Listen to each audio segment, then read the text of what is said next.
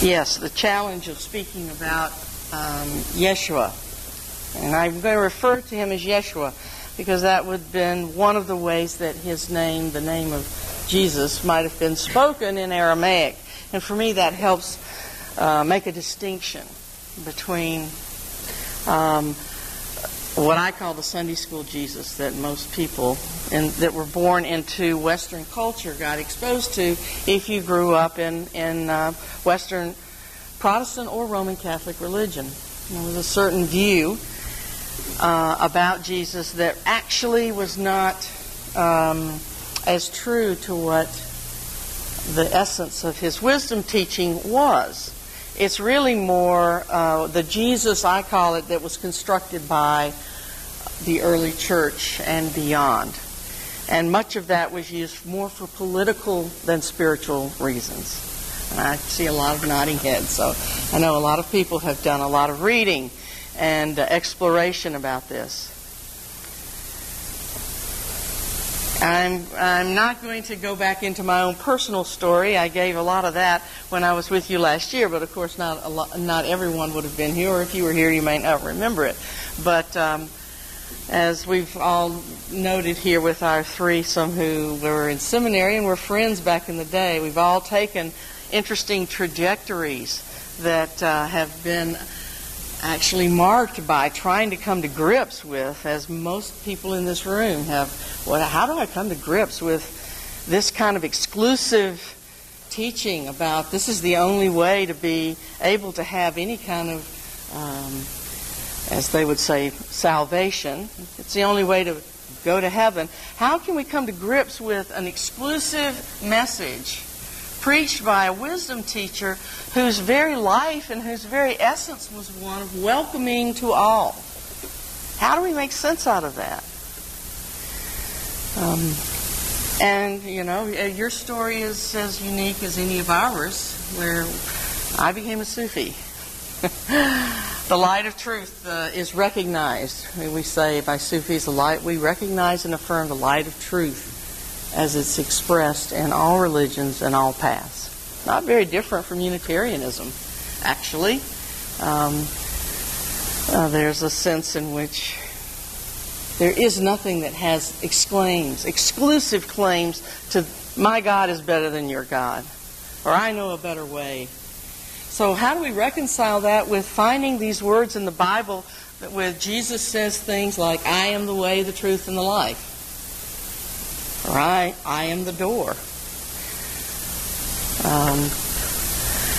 A lot of I am the vine and the branches. I am the bread of life. Those I am statements have been a big hang-up for many. So the way that was open to me, the door that was opened in my life was the doorway of stumbling into the American Humanistic Psychology Conference, because I'm a practicing therapist in Columbus or up in Worthington, Ohio, stumbling into a workshop at the Humanistic Psychology Conference trying to get CEUs for my licensure. There. And I made the decision that year. I would not choose a workshop taught by some big-name guru.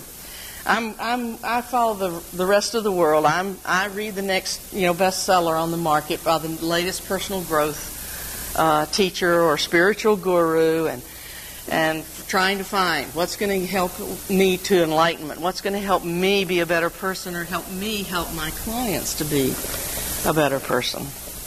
And so when I would go to a conference like that, whoever was the biggest name and selling the most books, that's whose workshop that I went for, because surely they had the best answer, or at least the best answer for right now. I decided this year that I would just go to whatever called to me. And I would not, and challenge myself, don't look at who's teaching the workshop, so you're not influenced by names. And there was a workshop, Native Middle Eastern Views of the Personality. So I thought, well, that sounds interesting, and off I went. And I met a guy whose name is Neil Douglas Klotz, and he's a Sufi teacher. Not a Sufi mystic that is a person in yellow or white or orange robes or with a turban, but a fellow who had lived in Missouri and Chicago and Denver, and now was living in California, now living in Scotland and in the UK.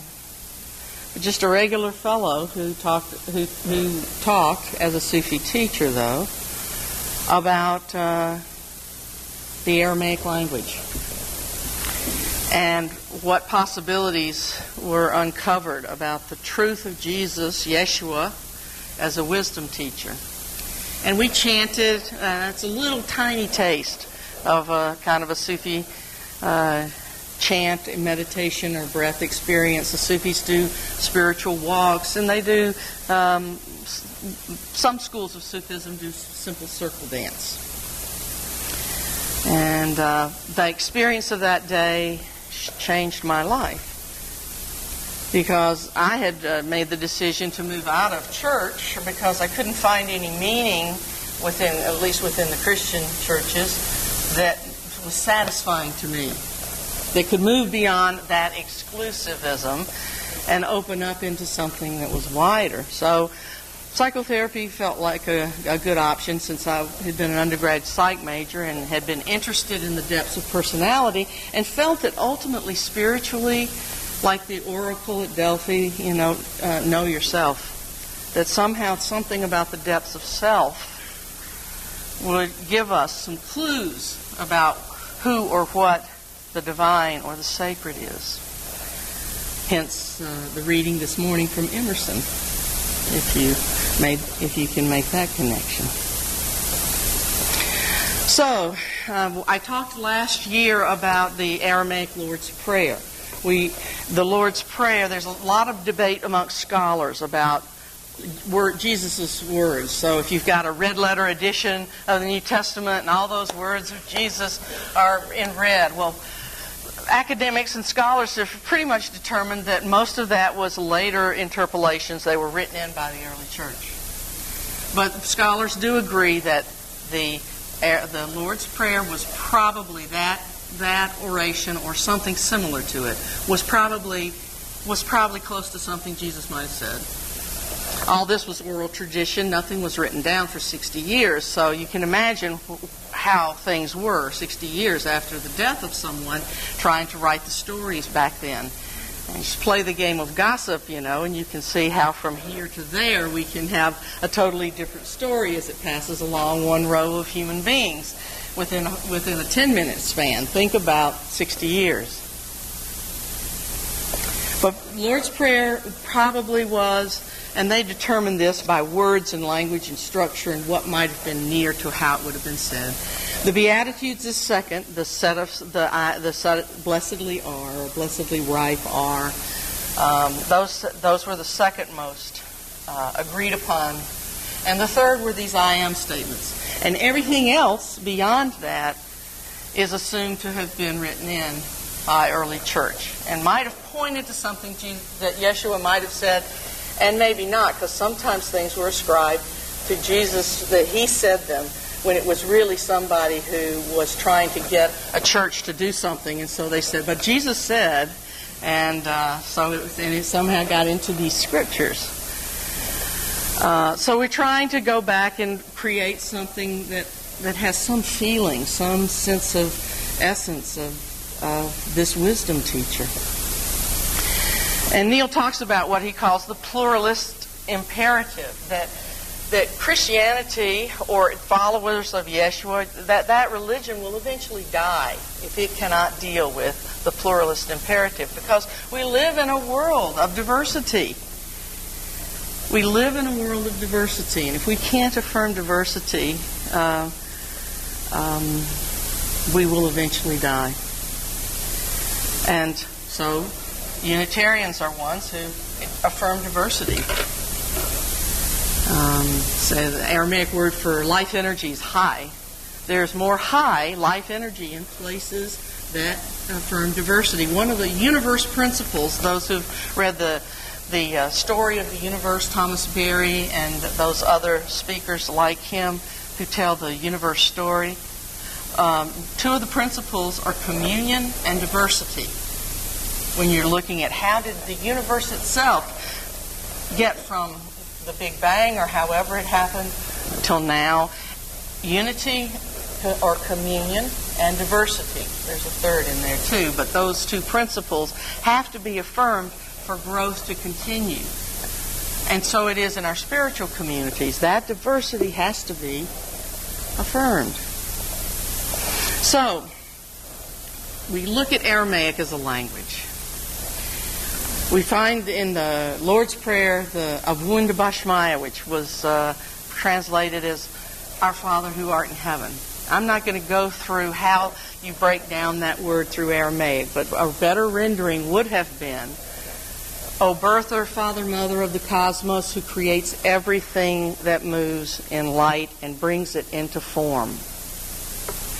That is linguistically a better rendering of that got siphoned and siphoned down to Our Father in heaven. So you can see just from that one small example that there's another kind of evocative language, poetic language, and inclusive language that gets brought in when we go back and look at these words of Yeshua in Aramaic. So, Jesus said, this is another one of those exclusive kinds of languages, pray in my name. And so, everyone took that to mean, if you're ever going to say a prayer, you have to end every prayer in the name of Jesus Christ, or it's not a valid prayer, right? And there are many ministers today, and Christian ministers, who believe that's what you have to do, and that's how you have to pray. The Aramaic word that Jesus would have used was beshemeh. Pray, shalu beshemeh. So pray in my name. The word beshemeh, and I'm going to break that one down a little bit. Ba is be, means with. It can mean a lot of prepositions, actually. The be is like of and for and into and a lot of other things. Ba shemi. So you've got S-H-E-M, shem. That word means vibration or atmosphere or light or sound. It can mean a lot of those things. It also can mean name.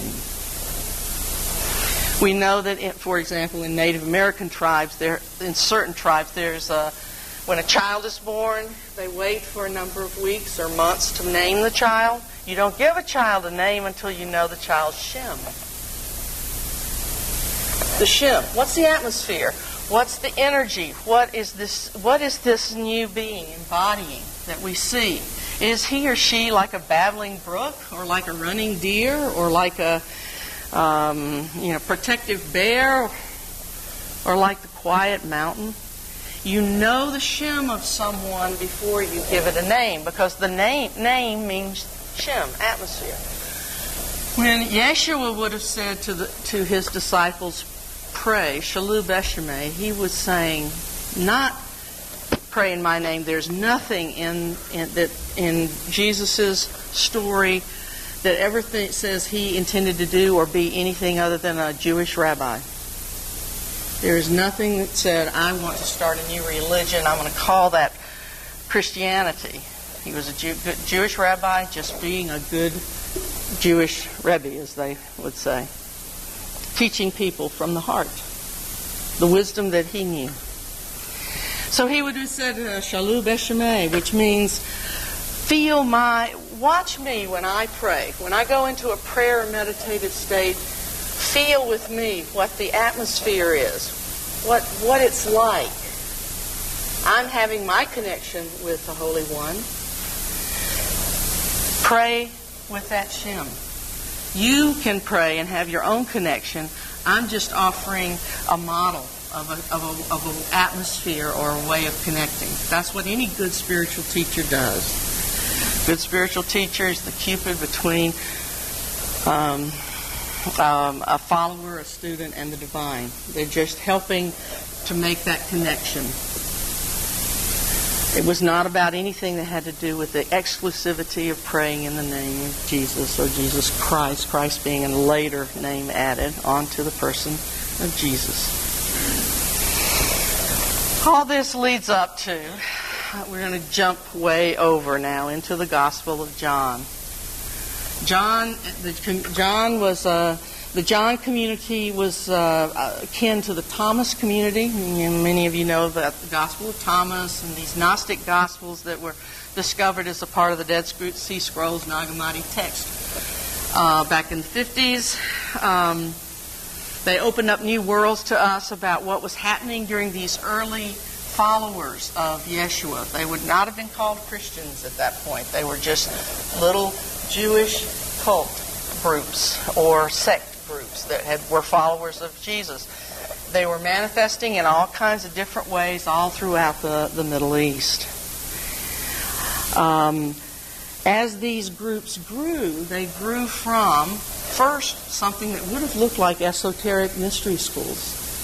And those kinds of esoteric schools bind together because of shared practice and shared spiritual experience. But as that starts to widen out, then you've got more like we call them open communities, where people get bound together because they share a common philosophy.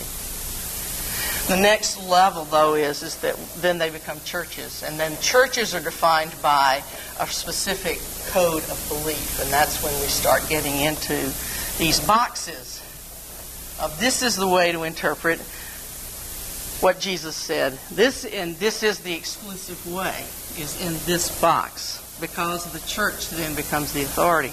So we move from real alive experience and real depth of spiritual practice and connecting with the divine in whatever way we understand it into boxes. There's a lot of politics and a lot of history that you can read to satisfy your intellectual curiosity about that.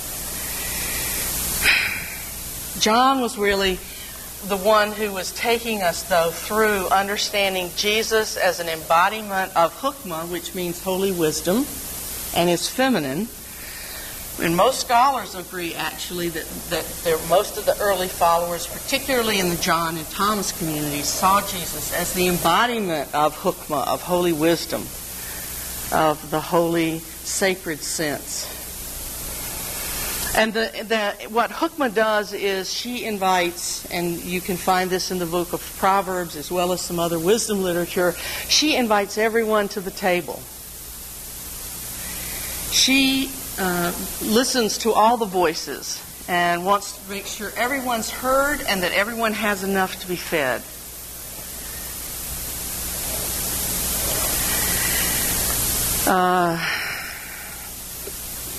I don't want to go into the whole thing about Jesus' relationship to the divine feminine or to the goddess.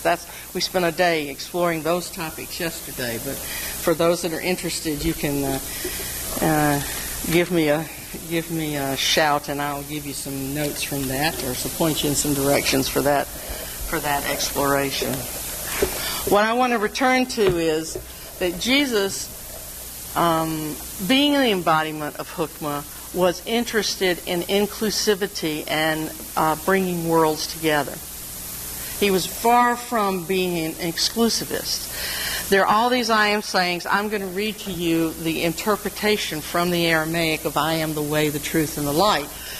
The words would have been inanna. You've learned that word, inanna. And what inanna means is the small eye. Ina. It's a contracted word that means the eye in the eye. Inanna. Now, interestingly, that there's a major goddess in the Middle East that's called Inanna, the Queen of Heaven. But Ina, or Inanna, it's with the contraction. Inanna, Ura, Shwara, Wahai. I am Ura, the way, truth, and life. Shwara, truth, life, Hai. Ura basically translates as a path. A path. Shwara, truth, but truth in the sense of a liberating truth. The best image for the Aramaic word shwara is of a circle that has a break in it, as if something's getting liberated from within the boundaries. And that's what truth does. It liberates us to find within our own path. And Hai is life energy. You know in Hebrew, L'chaim, Hai, it's the life force. So when Jesus' words were, I am, Inanna, Ura, Shwara, Hai, it basically says, when you go in to connect to the eye, inner eye to inner eye, not me, Jesus, or Yeshua, but your eye connected with a larger eye, of the larger sense of connection to the cosmos itself. When we do that depth of interconnection, we can connect to our own path, what the next path is, truth, the liberating truth, and the illumination needed for that path, and high, the life energy to do it. Neil calls it road, compass, and fuel. Go inside, you can find the road, you can get the compass to know the direction, and you can have the fuel to drive the car. Everything that you need, everything I need, is within that I am. And so that ina word actually is what turns everything upside down, because he's not saying I, Jesus, he's saying the sense of I that we all have within us, connected when we are our most connected with the divine in whatever way we understand that. That is the I am. That's the I am. And that work is for each of us to find. I am relates to hukmah. Hukmah is seen as sacred sense, sacred intuition. How many times have you gone, I knew that. I knew I should have gone that way. Or I knew that that was going to be a bad choice for my life. I didn't listen to myself. That's hukmah. That's sacred sense. Our inner intuitions, when we're in our most centered and prayerful states, our most connected states, that connection to hukmah, that connection of I, is the I am. So, Neil's rendering of I am the way of truth and life in a more poetic and more beautiful form is, the I am is the path, the sense of right direction, and the life force to travel it. Simple presence illuminates what's ahead. It frees our choices. It connects us to nature's power. No one comes into rhythm with the breathing life of all, the sound and atmosphere that created the cosmos. No one comes to that rhythm except through the breathing sound and atmosphere of the embodied I connected to the ultimate I am. That's a far cry from Jesus is an exclusive belief in Jesus is the way to be saved. It turns it into go inside yourself, make your connection with the Holy One, and live from that place. So, I could go through all of these I ams in that way. I am the bread of life. Lakma dahai. Lakma. That word refers to bread. It also refers to wisdom because it has the same root, lakma, as hukma. So in Aramaic, it means wisdom. And so I am the bread of life, high life energy, means I am the bread, literally the food that sustains us, but it also refers to anything that nurtures us. Anything that nurtures us. And so the I am, the going inside, connecting small I to larger I, gives us the nourishment that we need to move forward and do what we need to do in life. It gives us the wisdom to make choices. It's the kind of lakma that nurtures us not at just a superficial level, but at the depths of ourselves.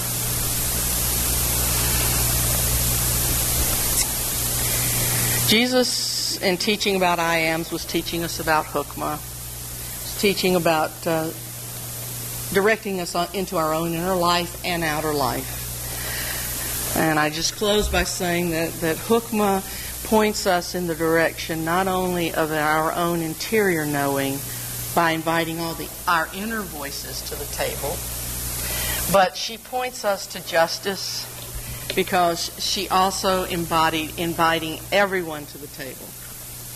And time and again you find stories of, the story of the wedding feast in the New Testament where the man goes out and just invites everyone to the table.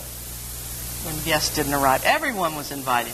Jesus was known as a person who included everyone, the sinners, the harlots, whatever, tax collectors.